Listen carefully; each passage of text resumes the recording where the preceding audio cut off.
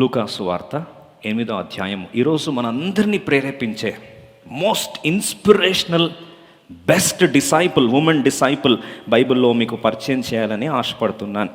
ఈరోజు శ్రేష్టమైన ఉన్నత శిష్యురాలు, ఉత్తమ శిష్యురాలు, అందుకొరకే ఉత్తమ ఉపాధ్యాయురాలు అని అవార్డు వచ్చినట్లు దేవుని యొక్క శిష్యురాలలో, డిసైపుల్స్లో ఉత్తమ శిష్యురాలు తన జీవితాన్ని క్లుప్తంగా ఈరోజు ఇంట్రొడక్షన్ మాత్రమే చూద్దాం.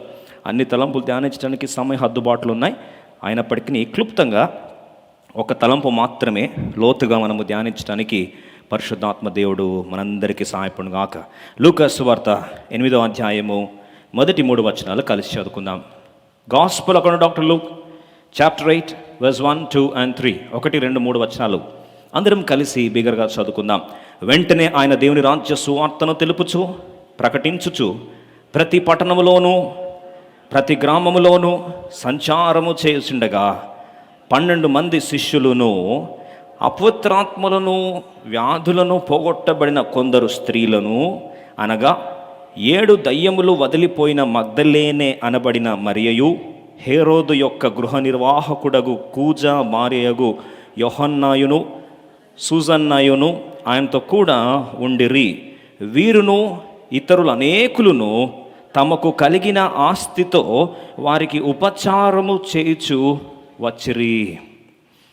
దేవుడు చదివిన వాక్య భాగాన్ని ఆశీర్వదించి మనందరితో తన యొక్క సిద్ధపరిచిన తన వాక్యాన్ని దేవుడు మనందరితో మాట్లాడుగాక.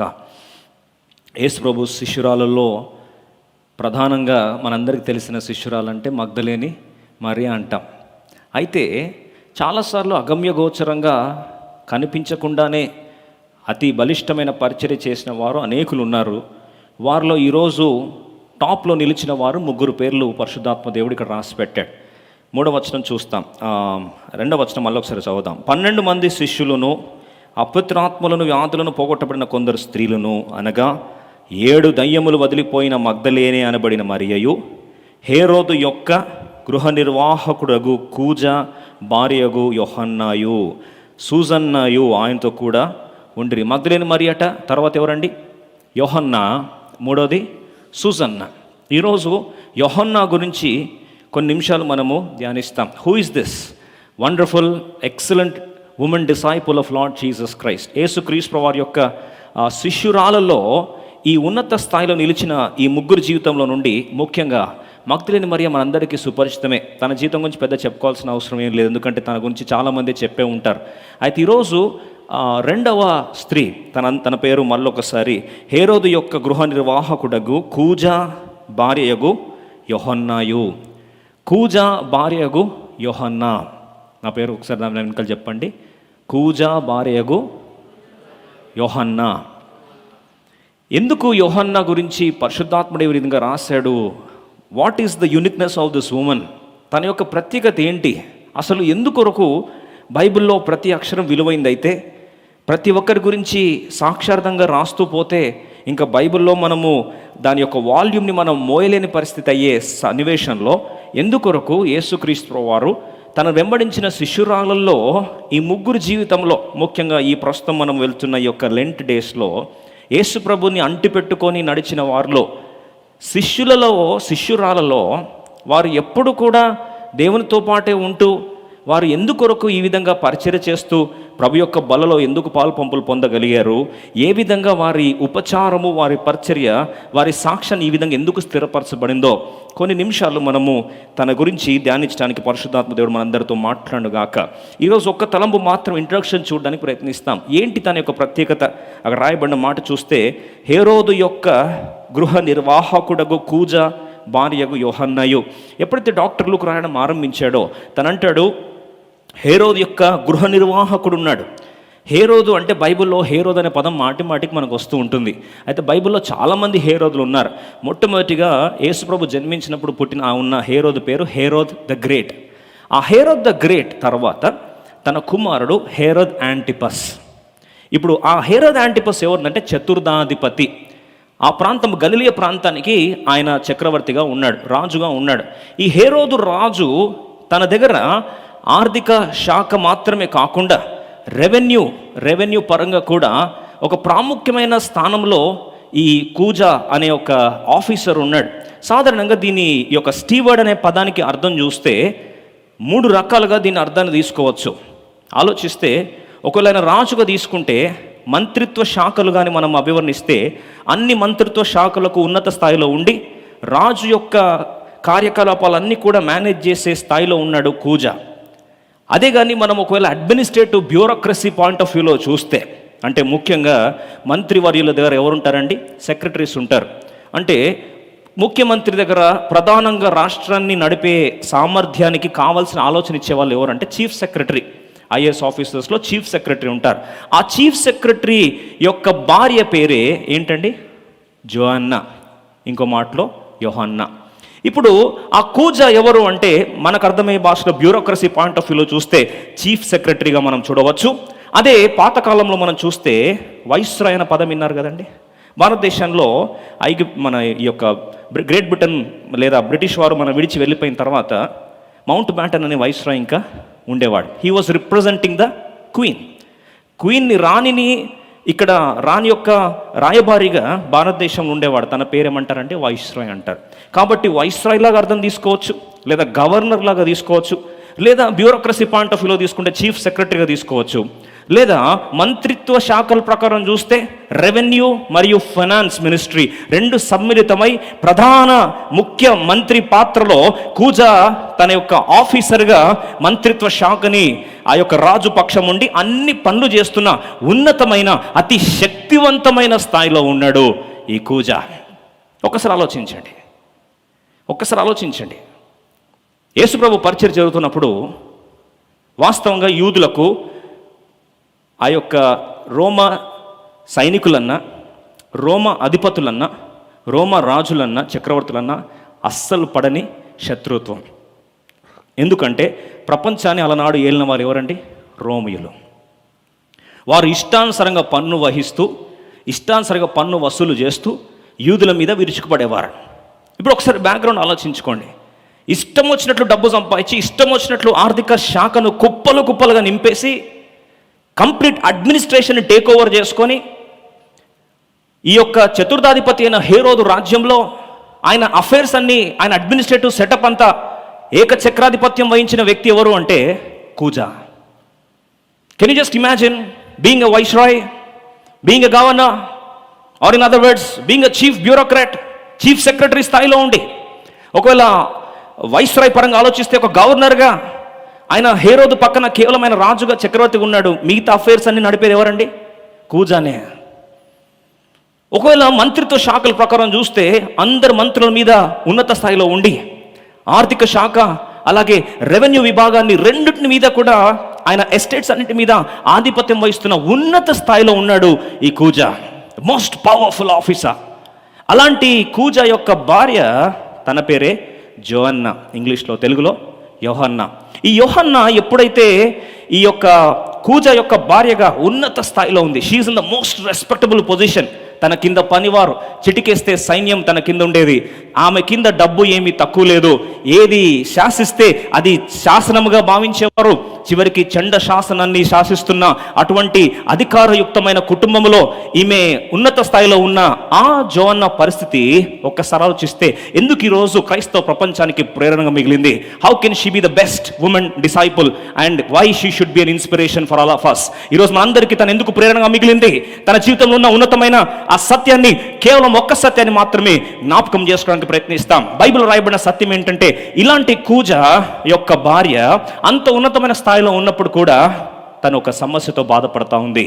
రండి లూకా సువార్త 8వ అధ్యాయం, Luke's Gospel chapter 8. Let's go into the background of the story and straight away let's penetrate into the point. Luke's Gospel chapter 8, reading all together verse 2 and 3. 2-3 వచనాలు కలిసి చదువుకుందాం. లూకా సువార్త 8వ అధ్యాయం 2-3 వచనాలు కలిసి చదువుకుందాం. 12 మంది శిష్యులను, అపవిత్రాత్మలను, వ్యాధులను పోగొట్టబడిన కొందరు స్త్రీలను, అనగా 7 దయ్యములు వదిలిపోయిన మగ్దలేనే అనబడిన మరియయు, హేరోదు యొక్క గృహ నిర్వాహకుడగు కూజా భార్యయగు యోహన్నాయు, సూజన్నాయు ఆయనతో కూడా ఉండిరి. ఏంటండి తన యొక్క ప్రత్యేకత అంటే, అంత ఉన్నత స్థాయిలో ఆర్థికంగా, రాజకీయంగా, పలుకుబడి, సమృద్ధి, అధికారము, హోదా, ఆర్థిక వ్యవస్థను ఏలుతున్న వారు తన జీవితంలో ఒక సమస్య ఏంటంటే బైబిల్ రాస్తుంది, ఈ స్త్రీలలో వారికి సమస్య గురించి రాస్తుంది. 12 మంది శిష్యులను, అపవిత్రాత్మలను వ్యాధులను పోగొట్టబడిన కొందరు. అపవిత్రాత్మ ద్వారా పీడించబడుతూ ఉండొచ్చు, లేదా రెండవది ఏంటండి, వ్యాధులట. ఆలోచిస్తే ఆనాడు అపవిత్రాత్మల చేత పీడించబడిన మగ్దలేని మరియ విడుదల పొందిందని, ఒకవేళ తనకు అపవిత్రాత్మలు విడుదల పొంది ఉంటే, అప్పుడు లాజిక్ ప్రకారంగా తీసుకుంటే, క్రొనాలజీ ప్రకారము ఈ యొక్క యోహన్న తను వ్యాధి నుండి ఏమైందండి, విడుదల పొందింది. She was delivered from her infirmity. ఆలోచిస్తే ఇంగ్లీష్ బైబిల్ ఇన్ఫర్మిటీ అని రాస్తుంది. అది ఎట్లాంటి బలహీనత అంటే, బలహీనపరచు ఆత్మచేత సంవత్సరాల తరబడి పీడించబడుతూ ఉంది. లూకా సువార్త 13వ అధ్యాయంలో తీయాల్సిన అవసరం లేదు. అక్కడ చూసినట్లయితే 18 సంవత్సరాల నుండి బలహీనపరచు ఆత్మచేత పీడించబడుతున్న స్త్రీ ఎవరు కూడా తనని స్వస్థపరచలేదు. అలాగే లూకా సువార్త ఇంకొకవేళ మనము ముందుకెళ్ళినట్లయితే 8వ అధ్యాయంలో చూసినట్లయితే రక్తస్రావ రోగముతో బాధపడుచున్న స్త్రీ, బైబిల్ రాస్తుంది, ఏ వైద్యుడు కూడా తనని బాగు చేయలేకపోయాడు. బహుశా భౌతికమైన సమస్యనా, భౌతికమైన గాయమా, భౌతికమైన వ్యాధ, లేకపోతే మానసిక వ్యాధి కూడా ఉండొచ్చు.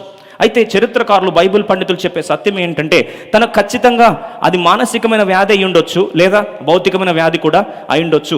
ఈ వ్యాధి చేత పీడించబడుతున్న ఆ యోహన్న సంవత్సరాలు తన విలువైన ఆస్తిని వైద్యుల కొరకు ఖర్చు పెట్టింది.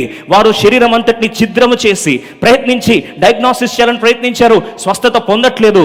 ఆదరణ కొరకు తను తిరగని ప్రాంతము లేదు, తట్టని వైద్యుని స్థలము లేదు, తట్టని క్లినిక్ లేదు. ప్రతి వైద్యుడు ప్రయత్నించాడు, ఓడిపోయాడు. అమ్మా, నీ సమస్యకు పరిష్కారం లేదనేసరికి తన జీవితము చితికిపోయిన పరిస్థితిలో, ఎక్కడ పరిష్కారం దొరకక విలవిలలాడుతూ, అన్నీ ఉన్నాయి, ఆస్తి ఉంది, అధికారం ఉంది, పలుకుబడి ఉంది, సమస్తం ఉంది, కానీ ఆ మానసిక గాయం నుండి విడుదల పొందించే నాదుడు కనపడలేదు. ఆ భౌతికమైన గాయం నుండి విడుదల పొందించే నాదుడు కనపడట్లేదు.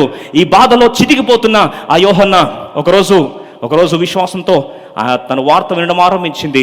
ఇప్పుడు హేరోదు చతుర్థాధిపతి, హేరోద్ యాంటిపస్ యొక్క ప్యాలెస్లో తను సింహాసనంలో తనతో పాటు, తన భర్తతో పాటు కూర్చున్న దినాలేమో బహుశా. అలనాడు బాప్తిసమిచ్చి యోహాను నేరుగా అగ్ని వలె ఆ ప్రాంతంలో ప్రవేశించాడు.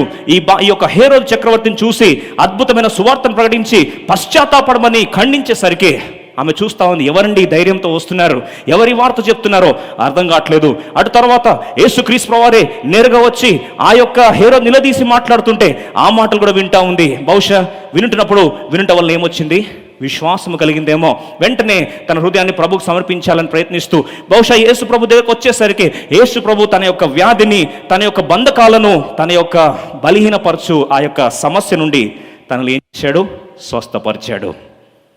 ఆలోచించండి, ఇంతవరకు కథ ఒకలాగుంది.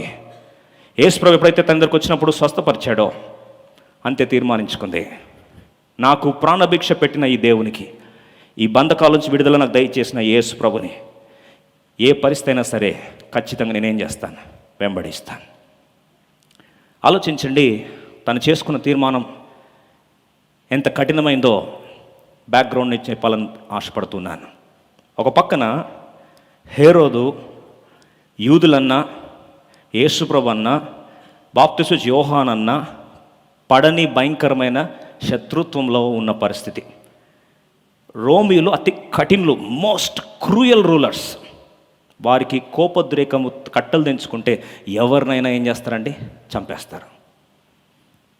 ఆలోచించండి, ఇప్పుడు రక్షణ పొందిన ఈమె, సాక్షిగా ఉన్న ఈ యొక్క యోహన్న ఏం చేసిందండి, ఎలాగైనా సరే నేను స్వస్థత పొందిన యేసు ప్రభు పరిచయం ద్వారా, యేసు ప్రభు ద్వారా నేను బంధకాల నుంచి విడుదల పొందాను, యేసు ప్రభు ద్వారా ఎలాగైనా నేను ఈ యొక్క ఉపశమనం పొందాను, ఇక నా శేష జీవితము నాకు ప్రాణభిక్ష పెట్టిన ప్రభు కొరకే జీవిస్తానని తీర్మానించుకుంది.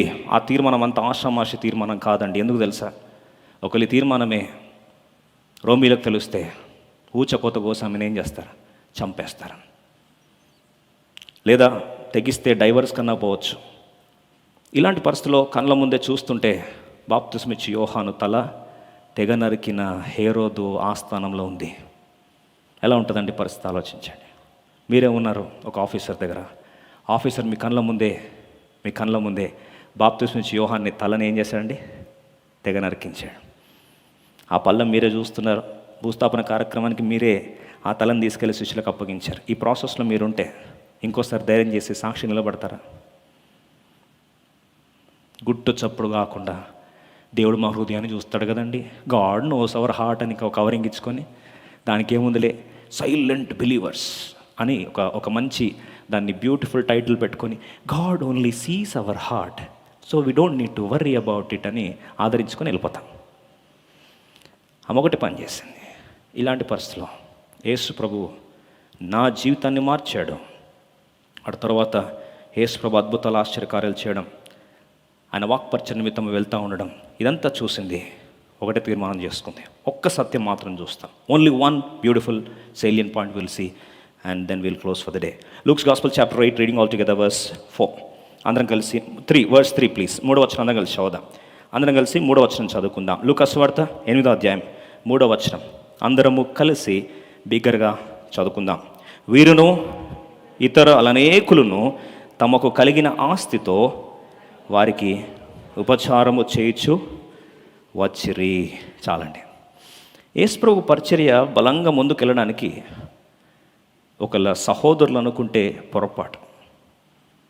If you think that God's ministry, Jesus Christ ministry was propelled by major force of men అనుకుంటే పొరపాటు. రీసెంట్గా మనకు కూడా ఉమెన్స్ డే సెలబ్రేట్ చేసుకున్నాం కదా. యేసు ప్రభు పరిచర్యలో ప్రగాఢంగా తన పరిచర్య ముందుకు తీసుకెళ్ళింది పురుషులు కాదండి, స్త్రీలు. వినొచ్చు, అదేంటి ఇట్లాంటి మాట చెప్తున్నారంటే, యేసు ప్రభుని 30 వెండి నాణాలకు అమ్మింది స్త్రీలా? మనమే. యేసు ప్రభుని 3 సార్లు బొంకింది బ్రదర్సే. సమస్య వచ్చేసరికి విడిచిపోయి పారిపోయింది, పర్లేదు సగర్వంగా చెప్పుకుందాం. అయ్యో మనకు చాలా ఈగో అడ్డం వస్తుందా? వాస్తవాలు ఇవన్నీ. 30 వెండి నాణాలకు అమ్మింది మనమే, 3 సార్లు బొంకింది మనమే, ముద్దు పెట్టి పారిపోయింది మనమే, శిష్యులందరూ ఆయనను విడిచి పారిపోయింది మనమే, అమ్మో సమాధి స్థలం అని చూసి భయపడింది మనమే. కానీ యేసు ప్రభు పరిచర్లో అది శ్రమలైన, కలువరి సిలువైన, సమాధుల స్థలమైన, చివరికి అర్ధరాత్రి అయినా సరే నిలబడింది ఎవరండి? స్త్రీలే. అందుకొరకే యేసు ప్రభు పరిచర్యను లోకరక్షకుని పరిచయం చేసింది కూడా స్త్రీలే. ఈ లెంటి డేస్లో ఫస్ట్ సువార్త ప్రకటించింది కూడా స్త్రీలే. యేసు ప్రభు పునరుద్ధానపు సువార్తను శిష్యులకు ప్రకటించి ప్రేరేపించింది కూడా స్త్రీలే. చల్లారిపోయిన శిష్యులను బలపరిచింది కూడా స్త్రీలే. కాబట్టి ఈరోజు ఈ అమూల్యమైన పరిచర్య ఉత్తమ శిష్యురాలు, ఆ ఉత్తమ శిష్యురాలు అవార్డులో టాప్ 3 లిస్టులో ఉన్న యోహన్నా గురించి, జోయన్నా గురించి కొన్ని నిమిషాల్లో మనం జాగ్రత్తగా ఆలోచించాల్సి మనం చేస్తున్నాం. ఎందుకంటే యేసు ప్రభు పరిచర్ని చివరికి ఫైనాన్షియల్గా ఫండింగ్ చేసింది కూడా స్త్రీలే. ఏం చేశారు? మొదటి సత్యం చూసుకుందాం. లూకా సువార్త 8:3 అందరం కలిసి, వీరును ఇతర అనేకులు తమకు కలిగిన ఆస్తితో వారికి ఉపచారము చేర్చు వచ్చి. చాలండి. వారికి ఉన్న ఆస్తి ఎంత పెద్ద ఆస్తి అండి, పెద్ద చెప్పుకోదగ్గ ఆస్తి కాదు. ఎందుకు కాదంటే ఆలోచించండి. ఆమె ఫైనాన్షియల్ పొజిషన్ అంత ఉన్నతమైన స్థాయిలో ఉంటే కూడా, వాస్తవంగా అరిస్టోక్రటిక్ ఫ్యామిలీకి చెందినది అయినప్పటికీ కూడా, తన ఫైనాన్సెస్ కంట్రోల్ చేసేది ఎవరండి? ఈ దినాల్లో సిస్టర్స్కి ఫ్రీడమ్ వచ్చిందేమో, అలనాడు ఉందా అండి ఫ్రీడమ్? ఈ దినాల్లో కూడా బ్యాంక్ కో సిగ్నేచర్ ఎవరో ఉండాలి, లేకపోతే సంతకం పెట్టడం కష్టమే కదా. మళ్ళీ అలనాడు ఎలా ఉండొచ్చండి పరిస్థితి? ఎంత స్ట్రింజెంట్గా ఉండొచ్చండి? ఆలోచించండి, ప్రాక్టికల్గా ఆలోచించండి. మగ్దలేని మరి అంటే సరే, తను ఏకాకి, తను అపవిత్రాత్మ పీడించబడుతుంది, 7 దయ్యాలు తొలగించబడిన తర్వాత ఫైనాన్షియల్గా తన కంట్రోల్లో తన సంపాదించిన చిరుద్యోగమో లేదా సంపాదించిన చిన్న ఆస్తి తన చేతిలో ఉంది, సరే. కానీ యోహన్నా పరిస్థితి చూస్తే all her finances are in the control of her husband. It's not an easy job to convince an husband who is absolutely antagonistic against Jesus Christ. యేసు ప్రభు అంటే వ్యతిరేకి. అట్లాంటి భర్తను ఎలా ఒప్పించాలి? సరే, ఈమె వెనుక చరిత్రతో, ఆమెకు సంపాదించిన కొద్ది ఆస్తో, పుట్టుపూర్వతలు బట్టి వచ్చిన బ్యాక్గ్రౌండ్ బట్టి వచ్చి సంపాదించిన డబ్బుతోని బైబిల్ రాస్తున్న మాట ఏంటంటే, యేసు ప్రభుకు తమకు కలిగిన ఆస్తితో వారికి ఉపచారము చేయుచు వచ్చిరి. ప్రియ సోదరి సోదరుడా, ఈరోజు ఉపచారం అనేసరికి మనం ఏమనుకుంటాం తెలుసా? ఏముందండి చెక్ రాసి ఇచ్చేసింది, ఫైనాన్షియల్గా ఫండింగ్ చేసి పక్కన జరిగిపోయిందని. అది చేయడానికి చాలా ఈజీ. నేటి దిలో ఏముందండి, ఆఫరింగ్ వేసాం అయిపోయింది, దేవుడు చూసుకుంటాడు, చెక్ రాసిన అయిపోయింది. అలా అందరూ చేస్తే అలా రాస్తుంటే వీళ్ళ పేరు రాసేవాళ్ళు కాదు. ఎందుకు తెలుసా అండి? మళ్ళీ ఒకసారి చదువుదాం, మొదటి వచనం కలిసి చదువుదాం. వీళ్ళు చేస్తున్న ఉపచారంలో ఒక స్పెషాలిటీ ఉంది, ఒక special calling and special ministry.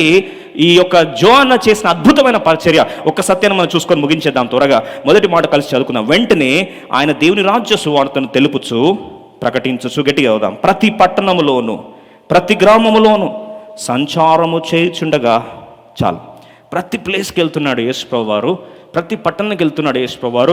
యేసుప్రభు వారి యొక్క సువార్త ఉద్యమం ఒక్కొక్క ప్రాంతం నుంచి ఒక్కొక్క ప్రాంతానికి వెళ్తూ ఉంటే, ఈమె పొందిన స్వతంత్రత, ఈమె పొందిన ఆ యొక్క ఆశీర్వాదం, ఈమె పొందిన యేసుప్రభు నుండి పొందిన ఉపశమనం, యేసుప్రభు నుంచి పొందిన ఆ యొక్క రక్షణ, ఈ సువార్త ఇతర ప్రాంతాలు కూడా చేరవేయబడాలి.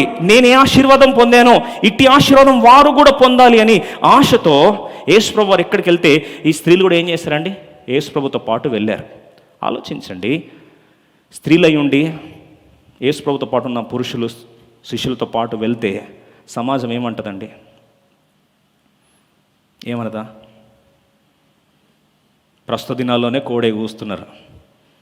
ఇంకా ఆ దినాల్లో ఎలా ఉండొచ్చండి మత ఛాందసవాదులు? ఒక మహిళ బయటకు వచ్చి యేసుప్రభు సువార్త వెంబడి యేసుప్రభుతో పాటు వెంట వెళ్ళాలంటే ప్రపంచమంతా కోడై కూస్తూ ఉంటాయి. ఆమె అంత ఉన్నత హోదాలో ఉండి పనివారు ఆమె కింద ఉంటే, ఇప్పుడు యేసుప్రభు దగ్గర ఆమె పనికత్తెగా వెళ్ళి ఉపచారము చేస్తూ ఉంది. She having hundreds of servants at her beck and call, now she has become a servant అంటూ జీసస్ అండ్ ద డిసైపుల్స్. అది ఎంత కష్టం ఆలోచించండి. నీ కింద చిటికేస్తే పనివారు సైన్య సమూహం నీ కాళ్ళ దగ్గర ఉంటే, నువ్వు పోయి తగ్గించుకొని యేసుప్రభు దగ్గర శిష్యుల దగ్గర ఉపచారం చేయాలంటే అది ఎంత తగ్గింపు కావాలి, ఎంత కష్టసాధ్యమో ఆలోచించండి. అలాంటి ఉపచార పరిచర్య చేయడానికి తెగించి ముందుకు వచ్చింది. దేవుడు తన దీవించిన దాన్ని బట్టి తనకున్న ఆస్తుల నుండి కొద్ది తీసి దేవునికి ఏం చేస్తుంది? సమర్పించుకుంది. ప్రియ సోదరి సోదరుడా, యేసుప్రభు పరిచర్యను సమర్పణ గురించి చివరికి ఏదో గొప్ప గొప్ప ధనవంతుల పురుషుల పేరు రాయలేదు, స్త్రీల పేరు రాశారంటే నిజంగా దేవుడు ఏర్పరచుకుంటే ఎవరినైనా ఏం చేస్తాడు? వాడుకుంటాడు.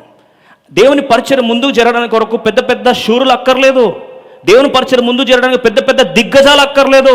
దేవుడు వాడుకోవాలంటే స్త్రీలను వాడుకుంటాడు. సాధారణమైన చిన్న చితుకు పని చేస్తున్న వారిని కూడా దేవుడు బలమైన ఉపచారాలుగా దేవుడు ఏం చేశాడు? ఏర్పరచుకున్నాడు. God wants to set a standard so high enough that it is humanly impossible to serve him, but it is possible because of the calling of God. చివరికి ఆలోచిస్తే ఆమె దేవుని ఉపచారం చేయడం ఆరంభించింది. ప్రజలందరూ చూస్తూ ఆశ్చర్యచకితులైపోయారు. ఇదేంటండి, ఆమె ఏంటి యేసుప్రభు వెంబడి వెళ్తుంది? What is happening with her? అసలు బాగానే ఉందా? తన మతిస్థిమితం కోల్పోయిందా? వాస్తవంగా ఆమె విడుదల పొందింది. బహుశా ఎంత బాధపడి ఉండొచ్చండి. రక్తస్రావ రోగంతో బాధపడుతున్న స్త్రీ 12 సంవత్సరాలు తన బాధ ఎవరికి చెప్పుకోలేక బాధపడింది. బైబిల్ రాస్తుంటే ఈమె బాధ ఇంకెంతగా బాధపడి ఉండొచ్చు ఆలోచించండి. ఆస్తి ఉంది, అధికారం ఉంది, సమస్తం ఉంది, కానీ విడుదల దయచేయలేనివి ఇవన్నీ పెట్టుకొని ఆ చితికిపోయిన స్త్రీ విడుదల పొందిన తర్వాత, ప్రభుని ఏం చేస్తాను? నేను ఉపచారము చేస్తాను. ఎలా ఉపచారం చేస్తుందండి? Not only financial funding, but తను వాలంటరీగా పరిచర్య చేయడము ఆరంభించింది. ఎంత కష్టం అండి వాలంటరీగా పరిచర్య చేయాలంటే. యేసుప్రభు ఇక్కడ నుంచి ఇంకో ప్లేస్కి వెళ్ళిపోవాలంటే యేసుప్రభుతో పాటు వెళ్ళిపోవాలి. వెళ్ళిపోయిన తర్వాత ఏం ఉపచారం చేసింది? ఏం మినిస్ట్రీ చేసింది? బైబిల్లో పరిచర్యలు చాలా రకాలు, బాగా అర్థం చేసుకోండి. పులిపిటెక్కి పరిచర్య చేసేదే పరిచర్య అనుకుంటే అది మన మూర్ఖత్వం. It is our ignorance. Bible గమనిస్తే పరిచర్యలు నానా విధాలు. వాస్తవంగా ఆలోచిస్తే ఇన్ని విధాల పరిచర్యల్లో 1 కొరింథీ 12వ అధ్యాయానికి వస్తాం. చూడండి, చాలాసార్లు దేవుడు మనకి ఇచ్చిన పిలుపు ఏర్పాటును అపార్థం చేసుకుంటే పరిచర్య విలువను కూడా గుర్తెరగకుండా పులిపిటెక్కుతేనే పరిచర్య, ప్రకటిస్తేనే పరిచర్య అంటే దానంత అర్ధరాహిత్యం ఇంకేది లేదు. 1 కొరింథీ 12వ అధ్యాయం 28వ వచనం అందరం కలిసి చదువుకుందాం. ఒక్కసారి అందరం కలిసి చదువుకుందామండి. 28 అందరం కలిసి చదువుకుందాం. మరియు దేవుడు సంఘములో మొదట కొందరిని అపోస్తలుగాను, పిమ్మట కొందరిని ప్రవక్తలుగాను, పిమ్మట కొందరిని బోధకులుగాను, అటు పిమ్మట కొందరిని అద్భుతములు చేయువారిగాను, తర్వాత కొందరిని స్వస్థపరచు కృపావను గలవారిగాను, కొందరిని ఉపకారములు చేయువారిగాను. ద గిఫ్ట్ ఆఫ్ హెల్ప్స్ సహకారులుగా పిలిపించి దేవుడు వాడుకుంటాడు. ఇంకా ముందుకెళ్తే కొందరిని ప్రభుత్వములు చేయవారిగాను, అడ్మినిస్ట్రేషన్, ఇంకా కొందరిని నానా భాషలు మాట్లాడేవారిగాను నియమించెను. అందరూ అపోస్తలులా, అందరూ ప్రవక్తలా, అందరూ బోధకులా, అందరూ అద్భుతములు చేయవారా, అందరూ స్వస్థపరచు కృపావరం గలవారా, అందరూ భాషలతో మాట్లాడుదురా, అందరూ ఆ భాషల అర్థము చెప్పుదురా? ఆలోచించండి. దేవుడు ప్రత్యేకమైన పిలుపునిచ్చి నిన్ను కృపా వరముల చేత అభిషేకించి సహకారినిగా దేవుని పరిచర్య కొరకు the ministry and calling of helps and calling of administration దేవుడు ఏదన్నా ఇవ్వచ్చు నీకు. ఆ యొక్క కూజా భార్య అయిన యోహన్న అర్థం చేసుకుంది. My calling is the ministry of help. తీసుకుంది, ప్రభు వెంబడి వెళ్తుంది. ఏ ప్రాంతానికి వెళ్తే ఆ ప్రాంతం పరిచర్య కొరకు సభలు నిర్వహించాలి, వాక్ పరిచర్య జరగాలి, యేసు ప్రభువుని ఎవరు చూసుకోవాలి. నేరుగా ప్రాంతానికి వెళ్ళింది. కూరగాయల మార్కెట్కి వెళ్ళి కూరగాయలు కొంటా ఉంటే అందరూ ఆశ్చర్యపోయారు. అదేంటి కూజా భార్య ఇక్కడికి ఎందుకు వచ్చింది? గవర్నర్ భార్య, వైస్రాయ్ భార్య ఇక్కడ ఎందుకు వచ్చింది? ఇదేంటి ఫైనాన్స్ అండ్ రెవెన్యూ మినిస్టర్ భార్య ఎందుకు ఇక్కడ? వాస్తవంగా పైన సైరన్ కార్లో రావాల్సిన మేమేంది యేసు ప్రభువు నడుచుకుంటూ వస్తూ ఉంది. ఆశ్చర్యపోతున్నారు. ఎవరికి అర్థం కావట్లే. అమ్మ కూరగాయలు కావాలి అంటే, ఇదేంటి కూరగాయలు ఉంటుంది? దేని కొరకు అంటే యేసు ప్రభుకి వెళ్ళి ఏం చేయాలి? మేము ఫుడ్ ప్రిపేర్ చేయాలి. ఇన్ని కూరగాయలు ఎందుకమ్మా అంటే, యేసు ప్రభుతో పాటు 12 మంది శిష్యులు ఉన్నారు. కావాలి గోధుమ పిండి ఇవ్వండి. గోధుమ పిండి దేనికమ్మా? పోయి రొట్టెలు చేయాలి. అమ్మ నువ్వు చేస్తావు రొట్టె, మరి నేను కాకపోతే ఎవరు చేయాలి? దేవుడు ఇచ్చాడు నాకు ఆ పిలుపు, దేవుడు ఇచ్చాడు నాకు ఆ భాగ్యం, నేను ఉపచారం చేస్తాను. అదేంటమ్మా ఫండింగ్ ఇచ్చావు కదా ఆల్రెడీ అంటే, అది కేవలం చెక్ రాసి పక్కన ఇవ్వడం కాదు, చివరికి నేను భౌతికంగా కూడా నిలబడి నేను చేయాల్సిన సాకార పరిచర్య నేను చేస్తాను. ఆశ్చర్యపోతున్నారు ఈమె సాక్ష్యం చూసి. నేరుగా కూరగాయలు తీసుకొని వెళ్ళింది. ఆ ప్లేస్లో అకామిడేషన్ ఎట్లా? యేసు ప్రభు వస్తున్నాడు, 12 మంది శిష్యులు వస్తున్నారు, అకామిడేషన్ ఎట్లా? వెంటనే పర్స్ తీసుకుంది. పర్స్ తీసి పూటకుల వాళ్ళ ఇంటికి వెళ్ళి, అయ్యా ఒక 4 రూమ్స్ 5 రూమ్స్ మాకు కావాలి. అదేంటి రూమ్స్ దేనికమ్మా? యేసు ప్రభు టీం అంతా వచ్చింది, గాస్పెల్ టీం అంతా. ఏం చేయాలి ఇప్పుడు? అకామిడేషన్. అమ్మ రూమ్స్ లేవంటే, ఇవ్వవా? నేను ఎవరో తెలుసా? అమ్మ ఏంటి? ఐ కార్డు తీసి చూపించేసరికి, oh my god, finance minister భార్య వచ్చింది ఇక్కడ. ఏంటి ఆమె సింపుల్గా వచ్చి రూమ్స్ అమ్మ తీసుకోమ్మా, 4 రూమ్లు కాదు నీకు 6 రూమ్లు తీసుకో. ఇద్దరు శిష్యులు వెళ్ళిపోండి లోపలికి. అరేంజ్మెంట్ చేసింది. డబ్బులు తీసుకోవద్దు అక్కడ, నేను ఇస్తాను. సంతోషంగా ఇష్టపూర్వకంగా అకామిడేషన్ అరేంజ్ చేసింది. తర్వాత యేసు ప్రభు బట్టలు నలిగిపోయి అయిపోయిన తర్వాత, ప్రభా నీ బట్టలు ఇచ్చేసి ఉతికేసి ఏం చేస్తాను? ఉతికి ఐరన్ చేసి రెడీ చేస్తాను అంటే, యేసు ప్రభు చూసి, ఏంటమ్మా వద్దులే బ్రదర్స్ చేస్తారులే, వాళ్ళు సువార్త కొరకు సహకరిస్తారు. అయ్యా నాకు ఈ సహకారం చేసే పరిచయం దేవుడు నాకు ఇచ్చాడు. అరే the way she is excited to do the minister, nobody forced her. చిటికేస్తే పనులతో చేపించవచ్చు, అయినా సరే లేదు నేను చేస్తాను, ఆ భాగ్యం దేవుడు నాకు ఇచ్చాడని చెప్పి తను ఎందుకు ఇంత చెయ్యాలి? ఒకే మాట చెప్పి ఈ సత్యాన్ని ముగించేస్తాను. బాగా అర్థం చేసుకోండి. ఎందుకు చేస్తాను తెలుసా? ఉపచారము సమర్పణ ఎక్కడి నుంచి వస్తుందో తెలుసా అండి? ఒక సైకిల్ మీకు ఎక్స్ప్లెయిన్ చేస్తాను. I want explain a cycle. ఈ సైకిల్ సత్యం తెలుసుకోకపోతే జీవిత పరమార్థం మర్చిపోతాం.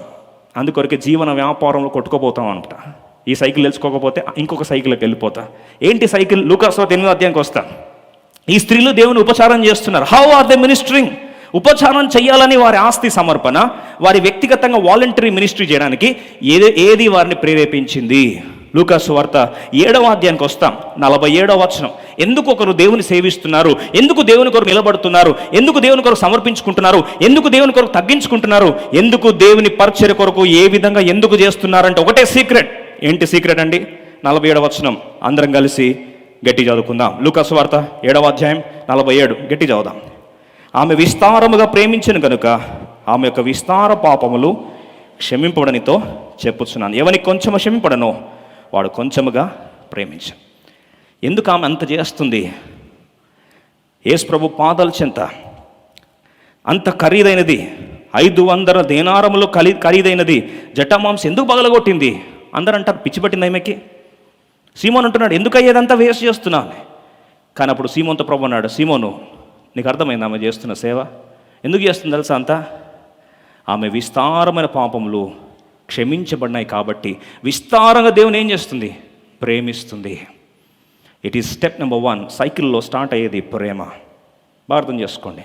ప్రేమ మనసులో ఉంటే ఎవరు నేను బలవంతం చేయనక్కర్లే. ఓ యోహన్నా ఎవరమ్మా నిన్ను ఇన్స్పైర్ చేసిందంటే ఒకటే అంటది, నన్ను ప్రేమించిన దేవుడు, ఈ బంధకాలను విడుదల చేసిన దేవుడు, ఈ విడుదల నేను అనుభవిస్తే అందరికీ ఈ విడుదల చేరాల్సిందే అని ఆశపడిన ఆ హృదయం నుంచి పెళ్ళుబికిన ప్రేమ ఆమెను ఏం చేసిందంటే ప్రభు కొరకు ఉపచారం చేయడానికి సమర్పించుకోవడానికి ముందుకి వచ్చింది. Love directs your giving.